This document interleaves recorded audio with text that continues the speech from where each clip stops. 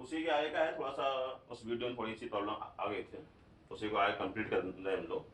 हमने ये कहा था force between two can carrying conductor F12 या F21 की वैल्यू आ गई थी हमारी म्यू नॉट अपॉन 4 पाई 2I1 I2 अपॉन R। इसको एक जनरल फॉर्मूला लिख दें, force on unit length between two current carrying conductor 2I1 I2 upon R। ठीक है।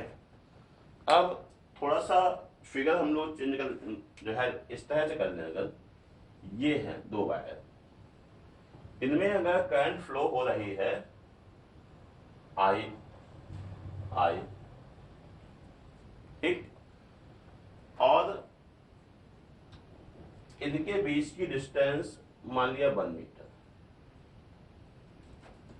ठीक, हमने मान लिया let I1 is equal to I2 is equal to 1 ampere.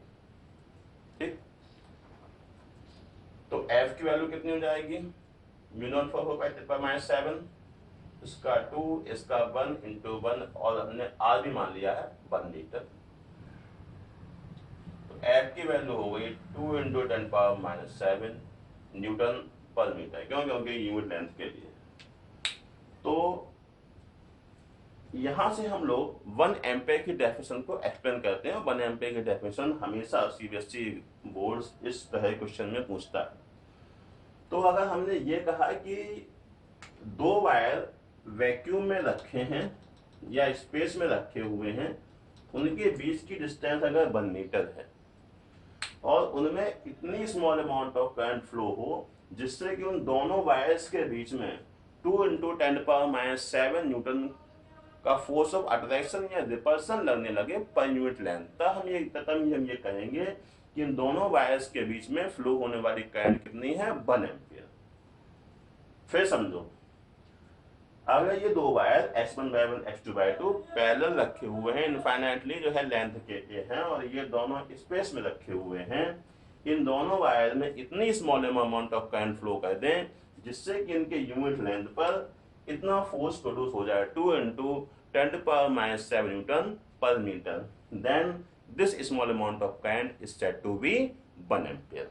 Okay, तो 1 एम्पियर डेफिनेशन बिल्कुल याद कर लीजिए, बिल्कुल आता है, इसको बिल्कुल आप कंठस्थ कर लें कि 1 ampere is that constant current which when flows through two infinitely long parallel current carrying conductor produces a force of 2 into 10 to the power -7 newton per unit length.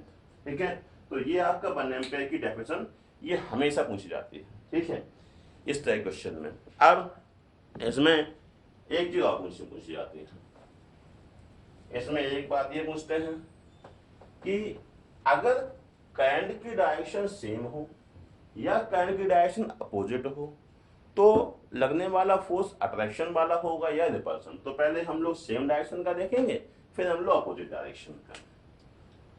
Number 1, in same direction, in same direction हमने ये मान लिया कि यहां पे current I1 flow हो रहा, यहां पे करंट I2 फ्लो हो रहा। ये मैं आपको सब समझा चुका हूं अभी हाल, x1/1 x2/2, यहाँ पे फील्ड ये B1 बन रहा था, यहाँ पे फील्ड फिर समझा दें। देखिए आइए, चलो फिर से समझ लो, पता लगा कि कुछ लोगों को लगेगा ही नहीं कि ये कहाँ से आ गया। चलिए आइए, कोई दिक्कत नहीं। ये x1/1 x2/2, पूरा खेल फ्लेमिंग लेफ्ट हैंड रूल का है। फ्लेमिंग महान साइंटिस्ट थे जो कि मैग्नेटिक फील्ड के लिए इस तरह की डायरेक्शन बता गए हैं जो कि बहुत सिंपल। ये मान लिया पॉइंट, एक पॉइंट ये मान लिया, एक पॉइंट ये पॉइंट P मान लिया, ये पॉइंट Q मान लिया। ठीक है, अब देखेंगे इन दोनों में फोर्स ऑफ अट्रैक्शन लग रहा है या रिपल्सन लग रहा है। पहले इस करंट की बात करते हैं। तो इसकी वजह से यहाँ पे मैग्नेटिक इनवर्ड, यहाँ पे मैग्नेटिक फील्ड आउटवर्ड, तो ये हो गया आपका आउटवर्ड मैग्नेटिक फील्ड B1। ठीक है, अब ये वायर इस मैग्नेटिक फील्ड में रखा हुआ, अब लगाइए आप फ्लेमिंग का left hand force magnetic field current, father mother child, जैसे याद करना हो तैसे कर लो यार, बस कुल मिला के बस हम लोगों को याद होना चाहिए। हाँ अब देखिए यहाँ पे ये रहा आपका मैग्नेटिक फील्ड बाहर की तरफ, ये करंट रहा ऊपर की, देखिए यहाँ पे वैसे ज़्यादा उंगलियां नहीं घूम सकती हैं, ठीक है, ये नहीं तो जो है उंगलियों में ये फ्रैक्चर हो जाएगा। देखिए ये करंट आउटवर्ड, ये करंट ऊपर की तरफ, अंगूठा अंदर की तरफ, तो ये रहा फोर्स की डायरेक्शन, ठीक, जिसको हम लोगों ने कहा था F21, ठीक है। अब इसमें देखिए इसकी वजह से यहाँ फील्ड कितना होगा, यहाँ पे होगा इनवर्ट, देखिए यहाँ पे इनवर्ट, तो ये रहा आपका B2 मैग्नेटिक फील्ड। अब फिर से फ्लेमिंग का left hand rule, magnetic field invert, current ऊपर की तरफ, अंगूठा कहाँ लग रहा इस डायरेक्शन में, तो हो गया F12। अब आप लोग को बताइए कि दोनों फोर्स एक डायरेक्शन में है तो दोनों वायर कैसे होंगे, अट्रैक्ट होंगे, ठीक कहा आप लोगों ने, ठीक है। तो अगर दो पैरेलल वायर हैं जिनमें करंट सेम डायरेक्शन में अगर फ्लो हो रही है तो उनमें फोर्स ऑफ अट्रैक्शन लगता है, ठीक है।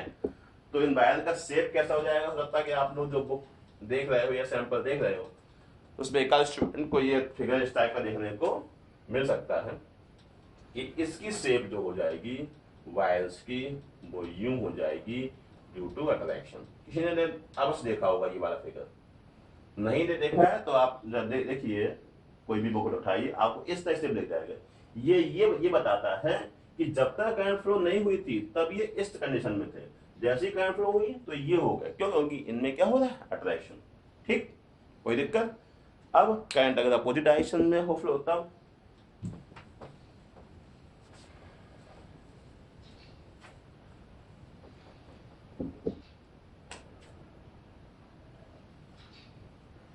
इन अपोजिट डायरेक्शन,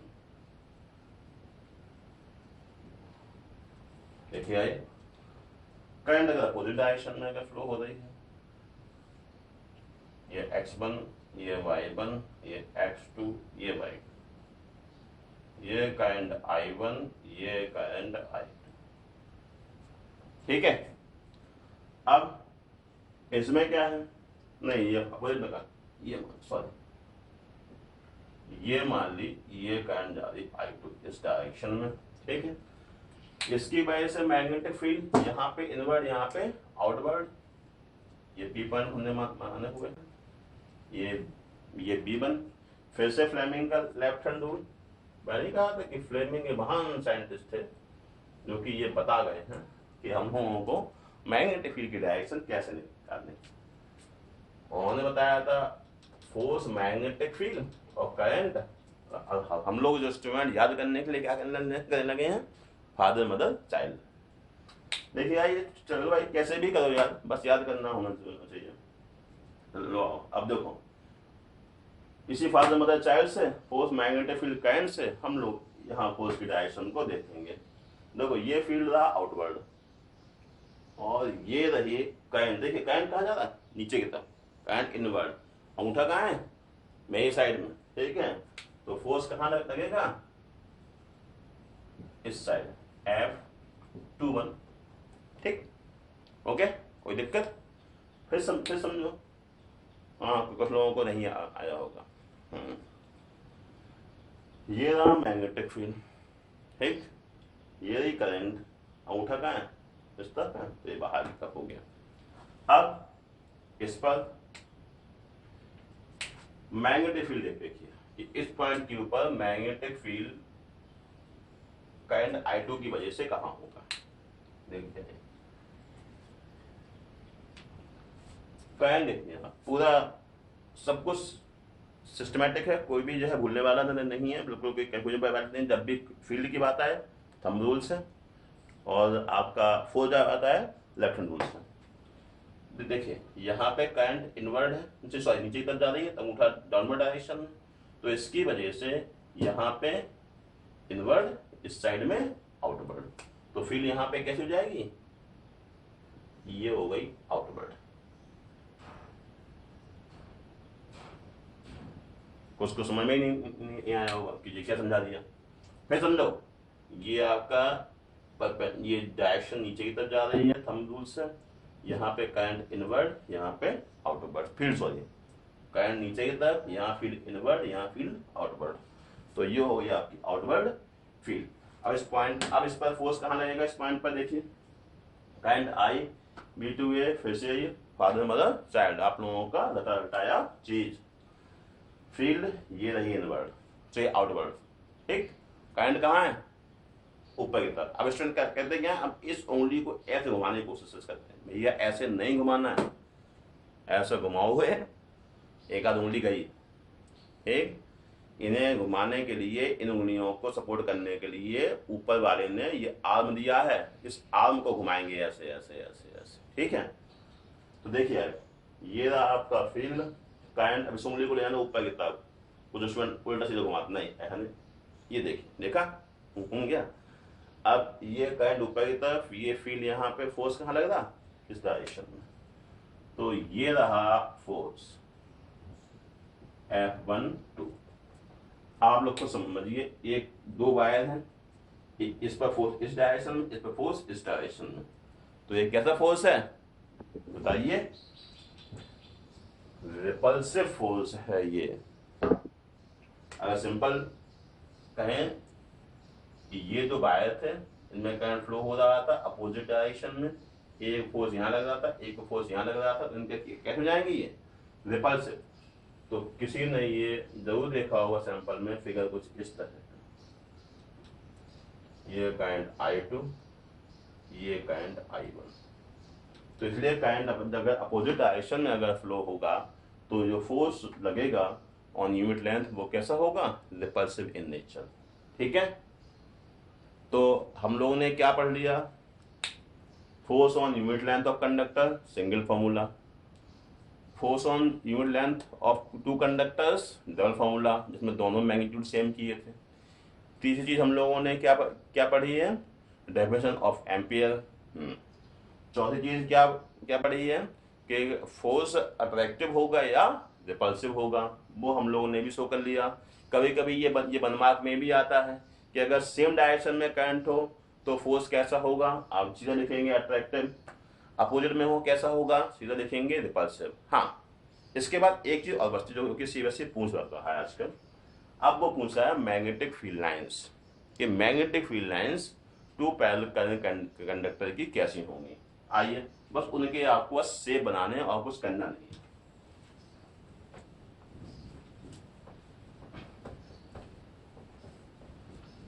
बहुत गर्मी है, लॉकडाउन चल रहा है, आप लोग मेहनत से पढ़िए।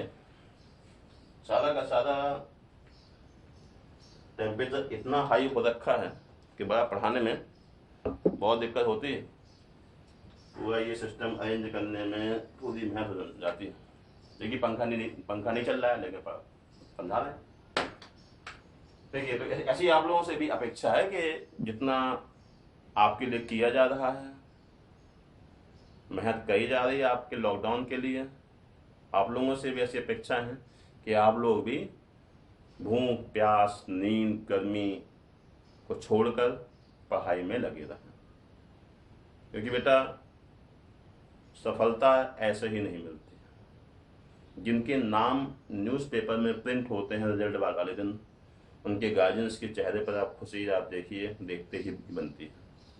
इसलिए सुख चैन को त्यागो और पढ़ाई शुरू करो। देखिए आइए, चलिए अब पूछा जाता है मैग्नेटिक फील्ड लाइंस। ये मान लो करंट सेम डायरेक्शन में फ्लो हो रही, I1 ये I2, ठीक है। तो इसकी वजह से यहाँ पे इनवर्ड होगा, यहाँ पे आउटवर्ड होगा। देखिए आउटवर्ड, इसकी वजह से यहाँ पे इनवर्ड होगा, यहाँ पे आउटवर्ड। तुम लोग ये कह सकते हैं कि ये बन रहा है साउथ बन रहा है, ये नॉर्थ बन रहा है, यहाँ पर ये साउथ बन रहा है, ये नॉर्थ बन रहा है। Cross south dot north, south से इनवर्ड, नॉर्थ से आउटवर्ड, ये कॉन्सेप्ट याद कर लीजिए। अब मैग्नेटिक फील्ड लाइन को ड्रॉ करेंगे।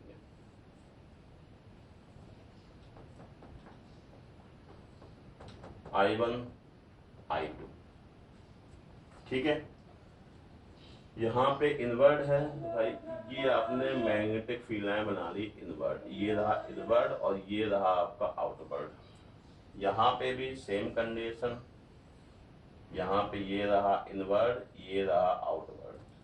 अब इन दोनों को कंबाइन, देखो यहाँ पे ये नॉर्थ है तो यहाँ फील्ड आएगी जो है आउटवर्ड, यहाँ ये साउथ है, यहाँ जाएगी इनवर्ड। तो एक कंबाइंड सा मैग्नेटिक फील्ड लाइन आप ये ड्रॉ कर दीजिए। तो यहाँ पर साउथ है, साउथ है, देखिए यहाँ पे ये साउथ है तो ये रहा इनवर्ड, और ये नॉर्थ है, ये रहा आउटवर्ड। ये हो गया मैग्नेटिक फील्ड लाइन अगर दोनों वायर में करंट सेम डायरेक्शन में फ्लो हो रही है। अगर अपोजिट में है, सीबीएसई है, पूछ रहा है क्वेश्चन, पहले पढ़ेंगे आप लोग यार।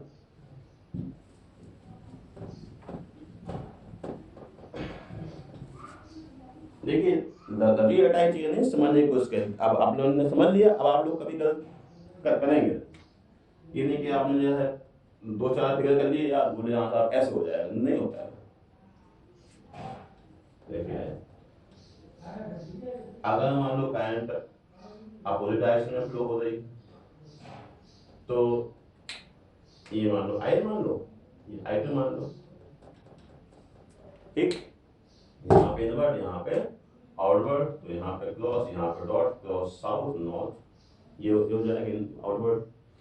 इसकी वजह से यहाँ पे इनवर्ड, यहाँ पे आउटवर्ड देती हैं। तो आधे कहीं कहाँ से कहाँ कर देते हैं।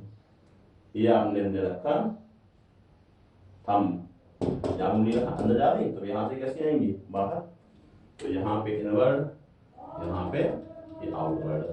तो ये हो गया आपका साउथ, ये हो गया नॉर्थ। अब देखिए यहाँ पे, अब देखिए ये चीज देखिए, यहाँ पे नॉर्थ नॉर्थ नहीं तो क्या होगा, इन दोनों वायर के बीच में रिपल्सन होगा, ठीक। तो मैंने पोल्स के बेसिस पे समझा दिया, मैंने फोर्स के बेसिस पे भी समझा दिया। ध्यान रखिएगा रिपल्सन के लिए, तो यहाँ पे नॉर्थ बन रहा है, यहाँ पे, इसलिए ये दोनों वायर दूसरे को रिपल करेंगे। उसमें ध्यान देखिएगा, जो मैं इसके पहले समझा चुका हूँ, इसी कंडीशन में बीच में एक नॉर्थ एक साउथ है, दूसरे को अटैक करते हैं। चलिए आइए अब हम लोग इसकी मैग्नेटिक फील्ड लाइन ड्रॉ करेंगे। ये आई I1, ये आई I2, ठीक है। अब बना लीजिए इसके, ये आपका साउथ है, इनवर्ड इनवर्ड, यहाँ पे इसका नॉर्थ है तो आउटवर्ड आउटवर्ड, ठीक। इसका देखिए ये साउथ है तो ये इनवर्ड इनवर्ड, ये इसका नॉर्थ है, आउटवर्ड आउटवर्ड, ये साउथ रिपल करेंगे, कोई भी मैग्नेटिक फील्ड लाइन कंबाइंड नहीं बनेगी, ठीक है। इस तरह से force between two parallel current conductor में जितने भी क्वेश्चन सीबीएसई पूछता है आपके सारे कंप्लीट हो चुके हैं। सैंपल देखिए, सैंपल में आपका एक भी क्वेश्चन नहीं आपका ऐसा लगेगा जो कि आपको समझाया नहीं गया है। बस आप लोगों से यही रिक्वेस्ट है, अपना नाम करने के लिए और थोड़ा टीचर का नाम करने के लिए आप लोग मेहनत से पढ़ें। मेरी यही दुआएं हैं कि आप सभी के नाम न्यूज़पेपर पे प्रिंट हों कि आपने बहुत अच्छे नंबर लाए हैं और इंडिया का नाम अच्छा किया, ठीक है। तो ये कॉन्सेप्ट खत्म हुआ, ओके।